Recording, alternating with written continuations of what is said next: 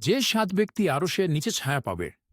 আবু হুরায়রা রাদিয়াল্লাহতে বর্ণিত, নবী সাল্লাল্লাহু আলাইহি সাল্লাম বলেছেন, যেদিন আল্লাহ তাআলার রহমতের ছায়া ব্যতীত অন্য কোনো ছায়া থাকবে না, সেদিন সাত শ্রেণীর ব্যক্তিকে আল্লাহ তাআলা তার নিজের আরশের ছায়ায় আশ্রয় দেবেন।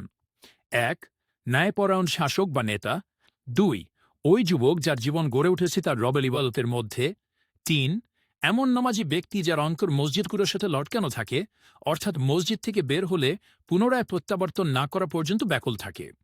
৪. এমন ব্যক্তি যারা পরস্পরকে ভালোবাসে শুধুমাত্র আল্লাহর ওয়াস্তে, তারা একত্র হয় আল্লাহর জন্য আবার পৃথকও হয় আল্লাহর জন্য।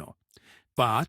সে ব্যক্তি যাকে উচ্চবংশীয় কোনো রূপসী সুন্দরী রমণী তার সাথে মিলিত হওয়ার জন্য আহ্বান করে, কিন্তু সেই যুবক একথা বলে রমণীর আহ্বান প্রত্যাখ্যান করে যে, আমি আল্লাহকে ভয় করি।